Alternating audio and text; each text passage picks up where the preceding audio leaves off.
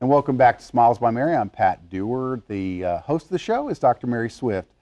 Dr. Mary, we've been talking about kind of the frequently asked questions and cosmetic dentistry and the other things that go along with that. You have a process called a smile makeover. Tell me about that. Remember the show, the Smile Makeover show that was so popular a few years back?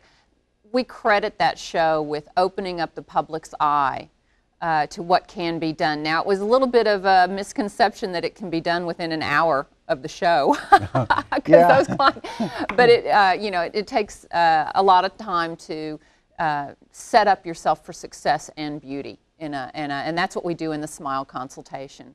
We look at the whole patient, we look at their expectations, we look at their budget, we look at the basic health, because you have to have health and beauty, not just beauty. The smile makeover involves everything from replacing missing teeth to aligning teeth to whitening teeth, adding porcelain to get the results the patient expects. How does insurance play in with what you're talking about? Like in medicine, if it's cosmetic, insurance doesn't cover you. That's pretty much what we tell the patient. We'll come across a freakish case where something will get covered. That's an unexpected joy. But if it's cosmetic, and cosmetic would be teeth whitening, any porcelain added to the tooth, it's not going to be covered by insurance. Occasionally, orthodontic coverage would be covered at that percentage that policy has been purchased for the patient, and implants sometimes. So sometimes some of the procedures will be covered, but basic cosmetic, veneers and whitening, that's out of pocket. That's cosmetic. Well, and I imagine that a lot of the people that are even moving in this direction would be someone that is, I want to say, maybe over 35, or they probably have a good career and they're trying to take it to another level with We've seen careers take off with a new smile. One patient I had was a gentleman in his 30s getting his career underway, but he had large spaces in between his teeth, which is a childish or a juvenile look. He did some porcelain, filled in the spaces, and looked age appropriate. Now, most of the time people are wanting an improvement to take the age down, but that was just one situation where it improved his life and his career by closing those spaces. There may be somebody out there that's asking the question, am I a good candidate for teeth whitening? For teeth whitening? Yeah, is that something that anybody should? Yeah, and almost everyone is. If you have decay that's unaddressed, if you have decay, then no, because the whitening gels, the bleaches can hurt you? Yeah, it'd be a little uncomfortable, that's for sure.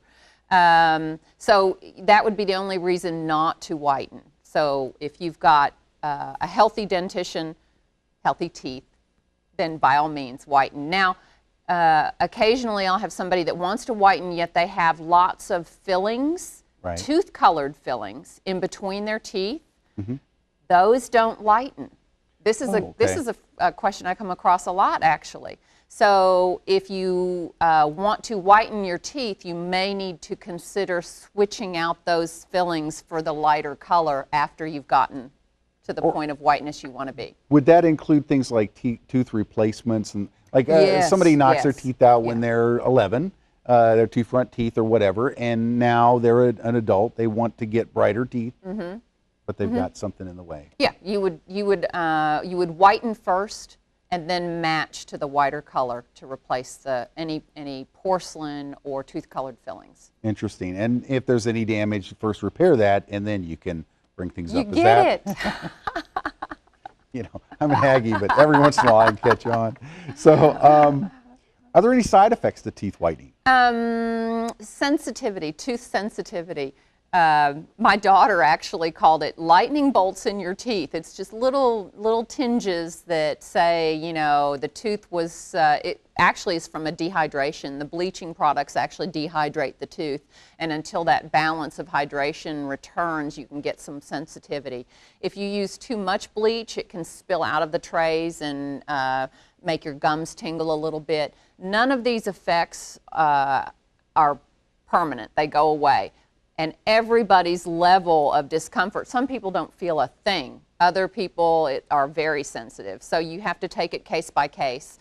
And the beauty of the laser whitening is if you are really sensitive like that, you're getting that whitening process done in a finite period of time and not dragging out that sensitivity like you would if you were using a tray method at home that's going to be slower and take more applications. So is there a big difference between the two? Just how quickly you get there. Oh, really? Yes. So it could happen. It's just you're talking about. You're dragging out the sensitivity with the tray methods. So, because I want to kind of plow through these as fast as I can in the sense of getting so much more information. We've got a little bit of time here. What are the porcelain veneers?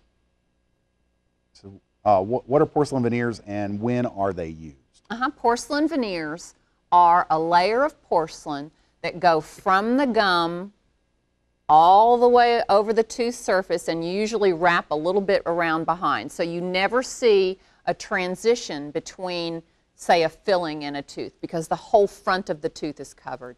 And we do that to improve a smile. We can correct a little bit of alignment. We can definitely correct tooth color, shape, size, closed spaces. But it's a procedure that requires 2 appointments, one to do all the work, a second one a couple weeks later to put the porcelain on. Awesome. We'll be right back. Staying involved in dentistry on every level, local, state, and national, makes me a better dentist. Our patients are our life and our livelihood, and we appreciate every single patient that walks in that door. And these are our family, and we treat them that way.